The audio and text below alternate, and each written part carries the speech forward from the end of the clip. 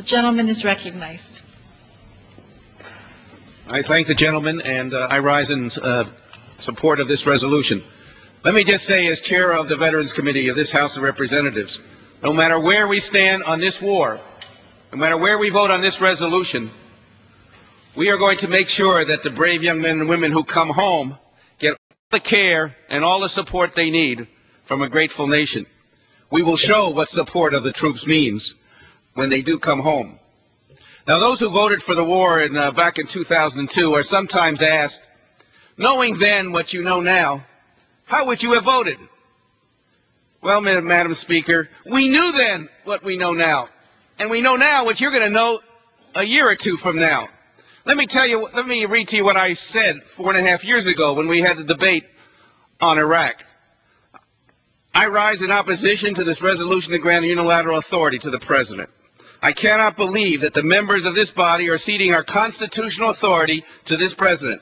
And they can give all the fancy whereases and phrases and put all the fig leaves they want and write all the report language they want, but this is a blank check. This is a Gulf of Tonkin revolution.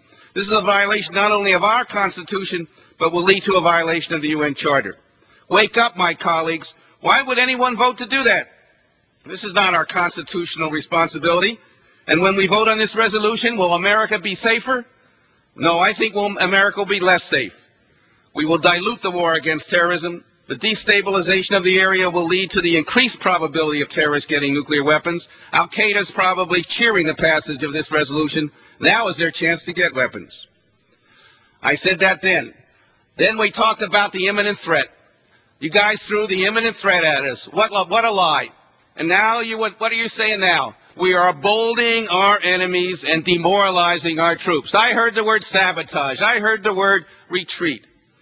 Well, I will tell you what demoralizes our troops, my colleagues. What demoralizes our troops will be the failure to provide adequate health care when they get home.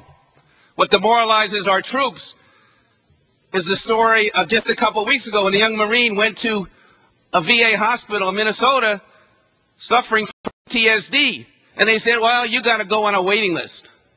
And this young man committed suicide. That's what demoralizes our troops.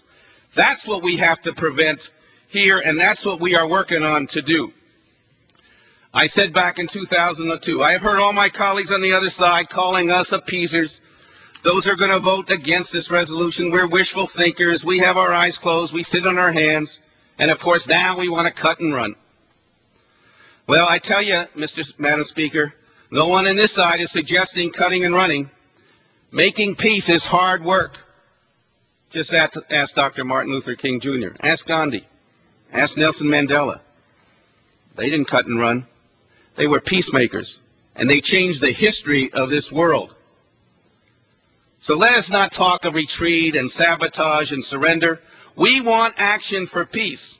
We want it now, and we want the United States to be part of that action. I said also in 2002, Madam Speaker, there is a whiff of Vietnam in the air. I had a constituent call me and say, you know, if you enjoyed Vietnam, you're really going to love Iraq. My mail is running 10-1 against the war. Protest has already begun around the nation and around the world. I said to the President then that you came to the office as a uniter, not a divider. Yet we have gone down the road of division in this nation. You can see it, you can smell it, you can hear it, and we're going to get more. So let us not go further down that road. Rethink this policy, Mr. President. A country divided over war is not a country that is going to make any progress. Let us have a rethinking of this war. That's what I said in 2002. You guys didn't want to listen to us then. The President didn't want to listen to us then. You really should listen to us now and listen to the people of America who voted in 2006 to change this policy. Let us respond to the American people. Let us vote against escalation. Let us begin to bring the troops home. Vote yes on this resolution. I yield back. From New Mexico.